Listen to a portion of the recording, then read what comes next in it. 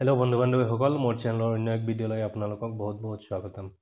আজি এইটো ভিডিঅ'ৰ জৰিয়তে আপোনালোকক দেখুৱাম যে জেপিজি বা ফটো পিএনজিৰ পৰা আপোনালোকে কেনেকৈ পিডিএফ লৈ কনভাৰ্ট কৰিব বা যিকোনো জেপিজি ফটোৰ এমবি সাইজ या কেবি এমবিৰ পৰা কেবি লৈ কেনেকৈ আপোনালোকে ৰূপান্তৰ কৰিব এইটো মই স্টেপ বাই স্টেপ আপোনালোকক দেখুৱাই দিম। আপোনালোকে আপোনালোকৰ হাতত থকা মোবাইল ফোনৰ জৰিয়তে আপোনালোকে ফটোৰ এমবি কমাব পাৰিব আৰু ফটো জেপিজি ফাইল আপোনালোকে পিডিএফ বনাব পাৰিব। গতিকে ভিডিঅ'টো প্ৰথমৰ পৰা শেষলৈ চাই থাকিব আৰু যদি ইউটিউবত চাই থাকে তেনেহলে মোৰ চেনেলটো সাবস্ক্ৰাইব কৰি ৰাখিব। অনাগত দিনত এনেকুৱা ধৰণৰ ইনফৰমেটিভ ভিডিঅ'বোৰ পাই থাকিব। ঠিক আছে, আমি বেছি দেৰি নকৰাকৈ আৰম্ভ কৰোঁ। মোবাইল ফোনৰ ক্ৰোম ব্ৰাউজাৰ বা গুগল এপটো আপোনালোকে ওপেন কৰি ল'ব। ইয়াৰ যদি আপোনালোকে ল্যাপটপত কৰি থাকে তেনেহলে গুগল সাইটটো বা ব্ৰাউজাৰটো ওপেন কৰি ল'ব। ইয়াৰ পিছত আপোনালোকে সাৰ্চ বাৰত সাৰ্চ কৰিব jpg2 pdf এইটো লিখি আপোনালোকে সাৰ্চ বাৰত সাৰ্চ কৰি দিব। এইটো সাৰ্চ কৰাৰ লগে লগে আপোনালোকৰ সন্মুখত এনেকুৱা ধৰণৰ এটা ইন্টাৰফেস দেখা পাব। আপোনালোকে ইয়াত প্ৰথম যিটো অপচন আহিছে convert JPG two PDF image JPG two PDF online এইটোত আপোনালোকে টিক কৰি দিব। এইটো টিক কৰাৰ লগে লগে আপোনালোকে এনেকুৱা ধৰণৰ ইন্টাৰফেস দেখা পাব। ইয়াত লিখা আছে সিলেক্ট জেপিজি ইমেজ এইটোত আপোনালোকে ক্লিক কৰিব। এইটোত ক্লিক কৰাৰ লগে লগে আপোনালোকৰ এলবামত থকা ফটোবোৰ শো কৰিব। ইয়াত আপোনালোকে যিটো ফটো ইয়ানি আপোনালোকৰ যিটো ডকুমেন্ট আপোনালোকৰ আধাৰ কাৰ্ড হোক পেন কাৰ্ড হোক ভোটাৰ কাৰ্ড হোক আপোনালোকে পিডিএফ বনাব আপোনালোকে এইটোত ক্লিক কৰি দিব। ক্লিক কৰি আপোনালোকে এড অপচনত এড কৰি দিব। এড কৰাৰ লগে লগে আপোনালোকে ইয়াত তলত দেখা পাব কনভাৰ্ট টু পিডিএফ এইটোত আপোনালোকে ক্লিক কৰিব। এইটোত ক্লিক কৰাৰ লগে লগে আপোনালোকৰ পিডিএফটো হৈ গ'ল। এতিয়া আপোনালোকে এইটো ডাউনলোড কৰিবলৈ হলে আপোনালোকে ডাউনলোড টু পিডিএফ এইটোত আপোনালোকে ক্লিক কৰি ডাউনলোড কৰি ল'ব। এতিয়া আপোনালোকৰ এইটো 36.19 কেবিৰ আপোনালোকৰ এইটো পিডিএফ ফাইল হৈ গ'ল।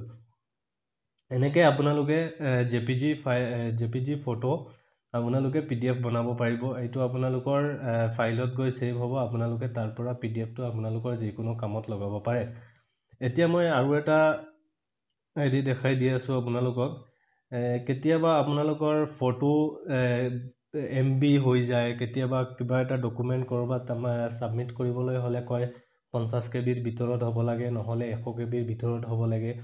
এইটো আপোনালোকে কেনেকৈ এইটো এটা ফটোৰ এমবিৰ পৰা কেবি লৈ আপোনালোকে কনভাৰ্ট কৰিব মই এইটো আপোনালোকক দেখাই দি আছো। আপোনালোকে সেম একে গুগল বা ক্ৰোম ব্ৰাউজাৰত আপোনালোকে সাৰ্চ কৰিব। তাত ইমেজ IMEGE ইমেজ ৰিসাইজাৰ RESIZER এইটো বুলি আপোনালোকে সাৰ্চ কৰি দিব। এইটো সাৰ্চ কৰাৰ লগে লগে আপোনালোকৰ সন্মুখত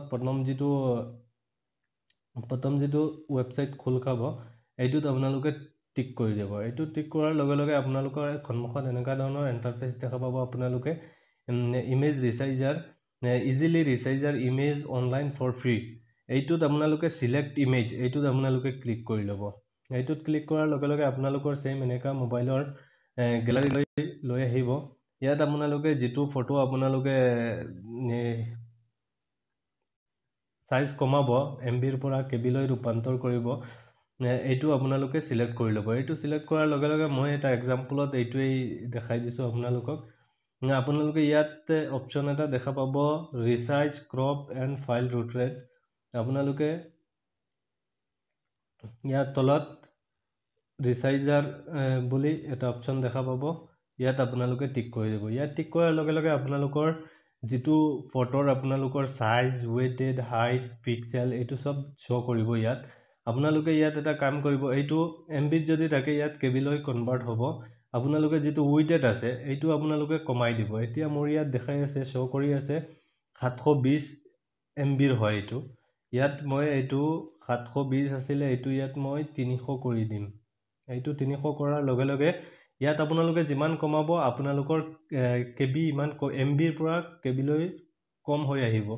ইয়াত দেখা পাইছে আপোনালোকে অৰিজিনাল সাইজ 720x1612 আৰু সাইজত দেখা পাইছে 142 কেবি। এইটো অৰিজিনাল প্ৰথমত যিটো আছিল আৰু মই যেটো কৰিছিলোঁ এইটো ইয়াত আউটপুটত দেখাই আছে ইয়াত 300 × 672 আৰু সাইজ হৈছে 28.9 KB গতিকে আপোনালোকে সেম এইটো মই আপোনালোকক দেখাই দি আছো ইয়াত দেখক অৰিজিনাল সাইজত আছে আপোনালোকৰ 720 * 8 720 মই কমাই ইয়াত 300 দিছিলো 300 দিয়াৰ পিছত এইটো আহিছে সাইজ 28.9 KB আৰু ইয়াত প্ৰথমত সাইজ যেটো আছিল 142.44 KB আছিল গতিকে আপোনালোকে এইটো 28 KB এইটো 50 KB ৰ ভিতৰত আছে 50 KB ৰ ভিতৰত গতিকে আপোনালোকে এনেকা ধৰণৰ এটা হয় আপোনালোকৰ আধাৰ কাৰ্ড হওক পেন কাৰ্ড হওক ভোটাৰ কাৰ্ড হওক বা ড্ৰাইভিং লাইসেন্স হওক যিকোনো আপোনালোকৰ ডকুমেন্ট আপোনালোকে ফটো এনেকে আপোনালোকে কম কৰি MB ৰ পৰা KB লৈ ৰূপান্তৰ কৰি আপোনালোকে আপোনালোকৰ কামত আপোনালোকে লগাব পাৰে গতিকে আশা কৰো ভিডিওটো আপোনালোকে বুজি পাইছে এনেকে আপোনালোকে আপোনালোকৰ ফটোৰ সাইজ MB ৰ পৰা KB লৈ ৰূপান্তৰ কৰিব আৰু JPG ফাইল আপোনালোকে PDF বনাব পাৰিব আশা কৰো ভিডিওটো যদি ভাল লাগে তেনেহলে আপোনালোকে শেয়াৰ কৰি দিব